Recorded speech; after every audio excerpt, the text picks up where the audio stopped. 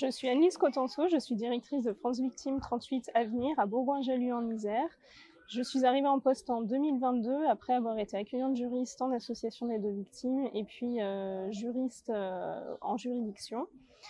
L'idée du projet est née en fait d'une juriste en Réunion qui s'appelle Chloé Ravi, qui est à l'initiative de ce projet puisqu'elle a proposé cette idée que j'ai trouvée très intéressante. Du coup, j'ai rapidement pris attache avec la structure Païter qui dépend de la mairie de Bourgoin-Jallieu et qui en fait met en œuvre un jardin partagé à destination aussi bien des scolaires que des adultes en situation de handicap. Ils ont été intéressés par le projet et puis on a pu conventionner avec eux pour mettre en œuvre ce jardin thérapeutique.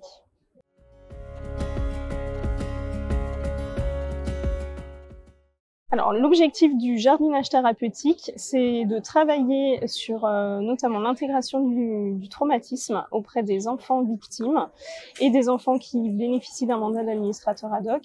Le but, c'est vraiment de travailler sur la confiance en soi, l'estime de soi, le fait de prendre soin de quelque chose pour réapprendre à prendre soin de soi-même.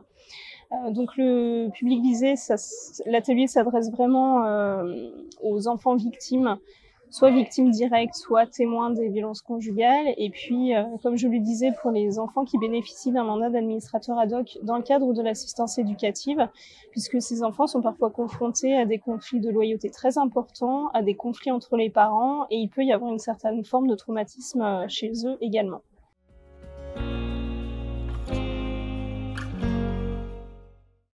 La source d'inspiration de ce projet, elle réside essentiellement dans les résultats qu'apporte le jardinage thérapeutique dans d'autres domaines, notamment la maladie d'Alzheimer, puisque c'est quelque chose qui est expérimenté depuis de très longues années et qui fait ses preuves.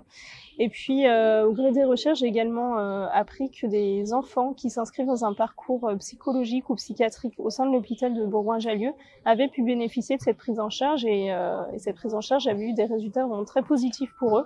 Donc, je me suis dit qu'on pouvait l'appliquer dans l'aide aux victimes également pour aider à l'intégration du traumatisme. Et puis, l'idée, c'est aussi de travailler sur la parentalité dans certains cas pour renouer un lien qui peut être très très abîmé, notamment dans le cadre des violences conjugales, puisque l'enfant peut se mettre en défense de son parent, en protection de son parent et du coup s'oublier dans cette situation. Donc je trouvais très intéressant de prendre en compte la souffrance des enfants.